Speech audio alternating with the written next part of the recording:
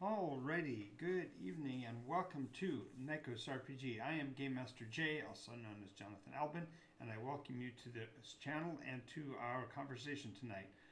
This is Nykos Nightly. We are on 11 p.m. Pacific time every evening. And just to give you a little bit of background about myself, I'm a storyteller and game master who's been an active storyteller since 1974-75, and that's a non-stop game master with almost 49 years of experience. So I've been doing this for a while, and I'm using the Just Chatting channel because what I'm wanting to talk about is far more reaching than just the standard role-playing game fare. So I want to welcome you and I want to thank you for being here, and let's get started, shall we? I do want to wish you and yours a happy holiday season, and I hope everything is going well for you.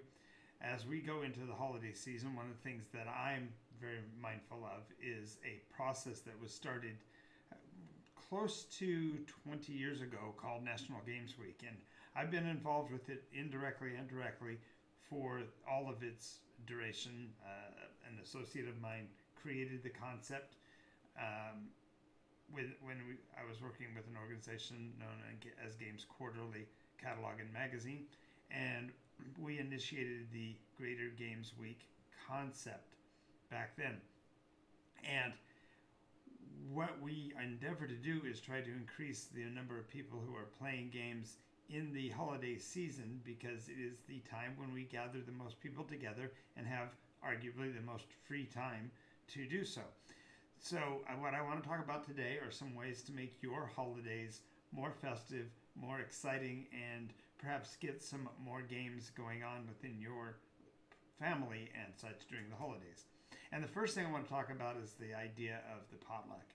Everybody has them during the holidays. You gather people together, everybody brings food and such. And one of the really interesting things is that in games, there is quite often the concept of who goes first, and it comes off often with game sessions to determine who's going to be going first in a given round of a game or in a certain set of games or whatever. And so perhaps think of this as kind of a fun way to develop the order in which things should happen during the session. For example, have the potluck arrival times become your means of determining the initiative. So the earlier the arrival, the earlier the decision that person is allowed to make during the evening. Now, in some cases, that might feel like a dramatic shift to make it so that a person who is early has to make decisions early, but it does provide them with an incentive to show up at least on time for an event, because if they are later, then they don't get to have as many choices in the evening and don't have as many inputs into the order of things. A second thing is to perhaps play potluck bingo. This is a fun one. If you tell everybody to bring a certain type of item, but you don't specify what item to bring in particular, you can actually have the other players write out their idea of a bingo card of what people will bring, and then as those items show up at the party, you can click them off on the bingo card. Of course, this is rather risky because you might end up with 18 drinks and no sandwiches, so make sure that you mix it up, perhaps having everybody bring a little bit of everything. These are just some ideas that I've come up with that make it so that your game session can be a lot more fun. Now, the next thing to do is with your holiday games, of course, when you are playing games that you would normally play throughout the year to make it more festive and more interesting, consider playing a themed version. For example, if you are playing Bananagrams, if you're familiar with that game, or Scrabble, simply say that the themes of the words must be along the holiday theme, and if they are, they get extra bonus points. So therefore, it causes the scoreboard and the play mechanism to actually feel more like the holidays. So perhaps you use different themes. So sometimes it's the holiday, maybe it's family. And by having these different elements come into the game, you're able to build up the excitement and the festivities for that particular game and draw more interest. This even includes games like Cards Against Humanity and stuff. If you're playing games that are normally relatively caustic, if you put into it they must have a holiday theme, it tends to bring out perhaps more humor and more excitement or thrills with the game. Next is perhaps have a seasonal scavenger hunt. Scavenger hunts are particularly fun if you keep them localized to a small area and you, of course, have the resources that you are calling for. So having paper clips and duct tape or whatever, and as the players go through and pick up the different items within that area, maybe even do it as a more community related event by having people go from house to house looking for items, and make it as lively and as fun as you can make it within your community. The more tight your community is, the more connected you are, the more enjoyable something this might be.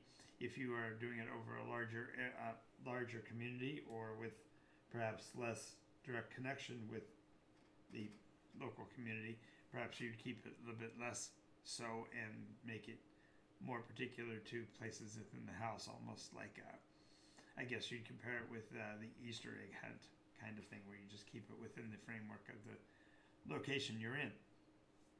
Of course, not all these ideas will work for every possible location, so these are just some ideas that you could use to increase the fun and festivities in your sessions at your house. Next one is the Holiday Film Fest. Now, if you are talking about just a single evening, this is kind of one of those ideas that probably won't fall in. But if you're with family members over an extended period, having a series of, quote, go-to movies would be a great addition to the enjoyment. And more importantly, you can play the arguably controversially holiday-related movies. I know that in our community, movies like the Lethal Weapon series or Die Hard, the initial movie, these are clearly set in the holiday season, so it creates a point of contact and a point of communication about whether these films are holiday films. I could rattle off a dozen different films that we would consider to be holiday films, such as Stalag 17.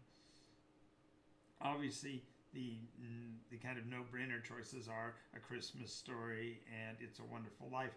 But there are so many other possible holiday films. One that I would recommend that you haven't seen, and this is totally unsolicited, is watch for or discover Strange Exports.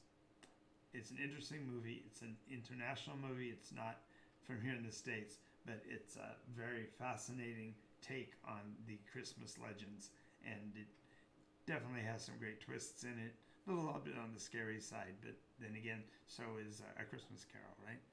So these ideas of having holiday films just give you a way to have conversations and to discuss what makes a film a holiday film and what doesn't, that kind of thing. The next here on the line, I'm calling them the reindeer games. Some people call them white elephant gift exchanges. But the idea is you make the very concept of gaining gifts between players, pardon me, the idea of obtaining gifts between participants, more of a game-like environment, perhaps using a card draw to determine who gets to choose first, and then rules like you can only choose back a gift once or twice, and then after that you have to just realize you've lost it or whatever.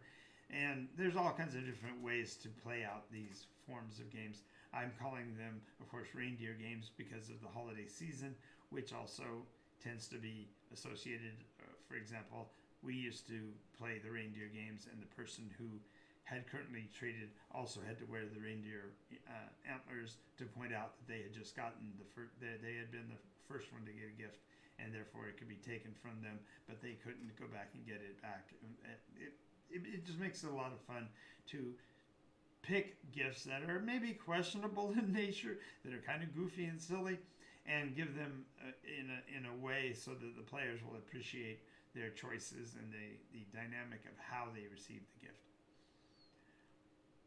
Now this next one I'm only going to tease because I don't have the material here, but just know that there is a story that I'm familiar with that I created a couple of years ago that I'm going to be promoting over the next holiday, possibly into next season. But it's The Duck Behind Santa, and I'm just going to leave it at that. And if you want more information, definitely follow me on Twitch and uh, like my videos over at NycosRPG on YouTube, and I'll do what I can to get you more information on this story. Next is the Counting Santa's drinking game, and this is always fun if you're watching just general television with your friends. And it doesn't have to be alcoholic, of course, the idea of a drinking game, because you can just get silly on how many times you have to.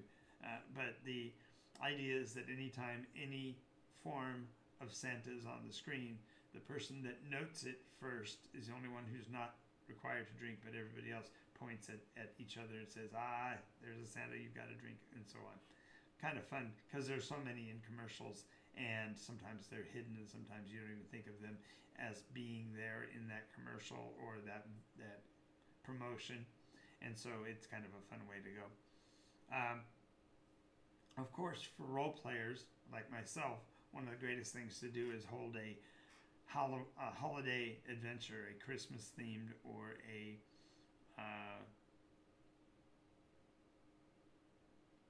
solstice event themed game or whatever. So whichever your holiday you're wanting to promote, you can have a game session that's associated with that. Perhaps it tells a story, perhaps it plays off of it for camp and just sheer fun. Sometimes it's rather serious and perhaps teaches a lesson that you might not have gotten an opportunity to share with your friends before. So these are all ways you can use the holiday theming for your game session to make them a blast.